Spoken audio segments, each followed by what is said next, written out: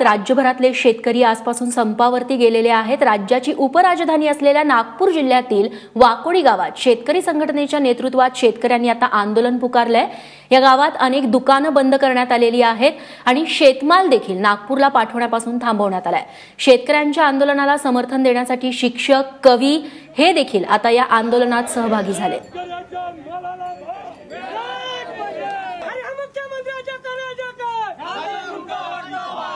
परवाच्या दिवशी मुख्यमंत्र्यांनी आपल्या नेत्यांना इथे बोलावलं, वरच्यावर शेतकऱ्यांच्या विरोधी चालणारे सरकार आम्हाला नको आहे। आम्ही आता भाजीपाला आमच्या गावापुरता पिकवू, आमच्या घराकडे। तेव्हा नाशिक, सातारा, अहमदनगर, सोलापूर, सांगली या ठिकाणी शेतकऱ्यांचा संप जोरावरती असल्याचं बघायला मिळते आणि राज्याची उपराजधानी असलेल्या नागपूरमध्ये देखील आता वाकोडी म्हणून गाव आहे, तिथे आता दुकानच बंद ठेवण्यात आलेली आहेत। सोबतच शहराकडे जाणारी जी भाजीपाल्याची, दुधाची वाहतूक आहे ती देखील अडवण्यात आलेली आहे।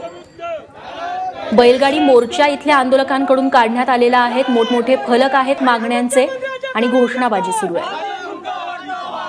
परवाच्या दिवशी मुख्यमंत्र्यांनी आपल्या नेत्यांना इथे बोलावलं आणि वाकोडीमध्ये शेतकऱ्यांसोबतच कवी, शिक्षक हे देखील या आंदोलनात सहभागी झाल्याचं बघायला मिळते आणि कवींनी शेतकऱ्यांच्या व्यथा आपल्या कवितांमधून मांडल्या आहेत। संपूर्ण महाराष्ट्रासह नागपूर जिल्ह्यामध्येही शेतकऱ्यांचा संप पाहायला मिळत आहेत। सध्या मी नागपूर पासून जवळच असलेल्या वाकोडी गावामध्ये आहे आणि या गावामध्ये शेतकऱ्यांनी संप पुकारलेला आहे। या गावातून जो काही भाजीपाला आणि इतर शेतीचा जो उत्पादन शहरांमध्ये जायचा होता तो आम्ही पाठवलेला नाही असा इथल्या शेतकऱ्यांचा दावा आहे। शेतकरी संघटनेच्या नेतृत्वामध्ये हे आंदोलन केलं जात आहे आणि आम्ही पुढील काही दिवस नागपूर शहराला जो काही पुरवठा करत होतो तो करणार नाही असा दावा इथले शेतकरी करत आहेत। आपण त्यांच्यासोबत बोलूया। काय तुमची मागणी आहे, काय धोरण आजपासून तुम्ही स्वीकारलंय?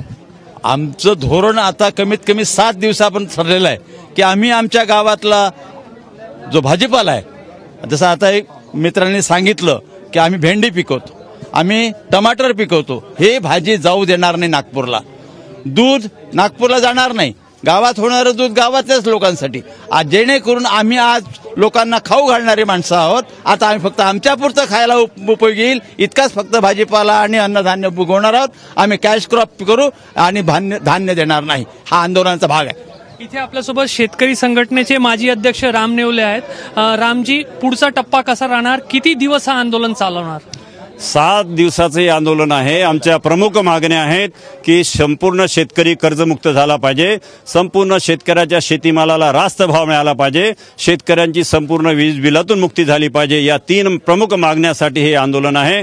आजपासून हे आंदोलन संपूर्ण महाराष्ट्रात सुरू झालेलं आहे। आम्ही गावातली मंडळी शहरामध्ये दूध पाठवणार नाही, आम्ही भाजीपाला पाठवणार नाही, अशा प्रकारचं पहिल्या टप्प्यामध्ये आंदोलन आहे। ग्रामपंचायतच्या समोर धरणे देणार आहे, गावागावामध्ये लोक शेतकरी ग्रामपंचायतच्या समोर त्या ठिकाणी उपोषण करण्यात येणार आहे। आणि दुसऱ्या टप्प्यामध्ये मग जी पेरणी करायची आम्हाला ते आम्ही कॅश क्रॉप पेरू, आम्ही अन्नधान्य पेरा खूप कमी करणार आहोत। स्वतःच्या कुटुंबापुरतं, स्वतःच्या गावापुरतं फक्त अन्नधान्य आम्ही तयार करेल आणि शहरामध्ये जाणारं अन्नधान्य पुढच्या वर्षी आम्ही पाठवणार नाही, अशा प्रकारचं नियोजन सुद्धा या दुसऱ्या टप्प्यामध्ये होणार आहे। जेव्हापर्यंत शेतकऱ्यांची कर्जमुक्ती होत नाही तेव्हापर्यंत हे आंदोलन थांबणार नाही। मुख्यमंत्र्यांनी आश्वासन दिलं होतं निवडणुकीच्या वेळेस की आम्ही कर्जमुक्त करणार आहोत, आम्ही शेतीमालाला भाव देणार आहोत, परंतु मुख्यमंत्री आज त्यांचं आश्वासन त्यांनी वाऱ्यावर सोडलेलं आहे। ते सध्या अभ्यास करून राहिलेला आहे। योगीने मुख्यमंत्र्यांनी त्या ठिकाणी कर्जमुक्ती करून टाकली लाख रुपयापर्यंत आणि आमचा मुख्यमंत्री हा अभ्यासच करून राहिलेला आहे। असा मुख्यमंत्री आम्ही अजून बघितलेला नाही, कारण 2.5 वर्षापासून फक्त अभ्यास करणे चालू आहे। जेव्हापर्यंत आमची कर्जमुक्ती होणार नाही त्यांच्यासोबत झालेली कालची बैठक सुद्धा हे निष्फळ झालेली आहे आणि आंदोलन आमचं सुरू झालेलं आहे। या ठिकाणी शेतकऱ्यांना पाठिंबा देण्यासाठी समाजातील विविध घटकातले लोक आलेले आहेत, ज्यांची शेतकऱ्यांसंदर्भात संवेदना आहेत। कवी ज्ञानेश वाकुळकर आहेत। ज्ञानेशजी, या क्षणाला कुठल्या पंक्ती तुम्हाला आठवत आहेत? स्पेशली या आंदोलनासाठी लिहिलेल्या ज्या कविता, शेतकऱ्यांच्या आंदोलनासाठी, ते कविता सर्वांच्यासाठी आवाहन करून मी म्हणतो, या मातीची शपथ घेऊन, या मातीची शपथ घेऊन आज सांगतो तुला रे, बळीराजाच्या मुला, बळीराजाच्या मुला रे, बळीराजाच्या मुला। आणि शेवटच्या ओळी माझ्यासोबत तुम्ही मी म्हणी इशारा करीन त्या ओळी रिपीट करा। भीष्म कर्ण अन पांडव सारे म्हणा भीष्म कर्ण अन पांडव सारे भीष्म कर्ण अन पांडव सारे भीष्म कर्ण अन पांडव सारे एक होऊया चला रे बळीराजाच्या मुला बळीराजाच्या मुला रे बळीराजाच्या मुला बळीराज. आणि पुढचं बघा की घाम आमुचा काम आमुचे दाम ठरवतो कोणी घाम आमुचा दाम आमुचे घाम आमुचा काम आमुचे दाम ठरवतो कोणी गायी आमुच्या घुसळण अमुचे माकडास कालोणी आम्ही चाललो मातीत त्यांचा आम्ही चाललो मातीत त्यांचा आभाळावर झुला रे बळीराजाच्या मुला बळीराजाच्या मुला बळीराजाच्या मुला रे बळीराजाच्या मुला. शेवटचा कडवं त्यातला ऐकवतो शेवटचाच. जे जे जे जे लुटले ज्यांनी लुटले हिशेब घेऊ सारा जे जे लुटले ज्यांनी लुटले हिशेब घेऊ सारा जात पात धर्माला मिळूनी लगेच ठोकर मारा जात पात धर्माला मिळूनी दूर आपुल्या सारा दिल्लीचाही 7-12 अरे दिल्लीचाही 7-12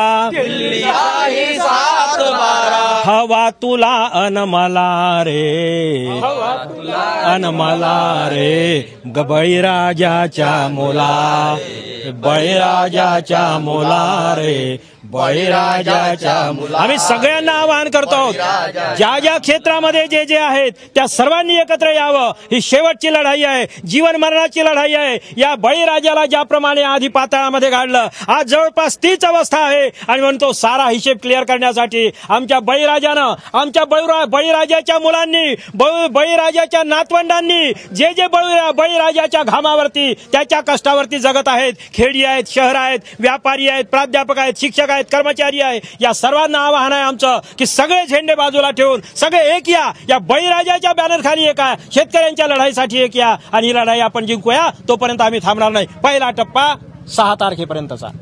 तर तुम्ही पाहू शकता की अशा पद्धतीने भावनिक प्रतिक्रिया दिल्या जात आहेत कविता इथे सांगितल्या जात आहेत आणि शेतकऱ्यांच्या मदतीसाठी जे जे लोक आहेत ज्यांच्या शेतकऱ्यांप्रती संवेदना आहेत त्यांनी समोर यायला पाहिजे असं आवाहन या गावातून केलं जात आहे.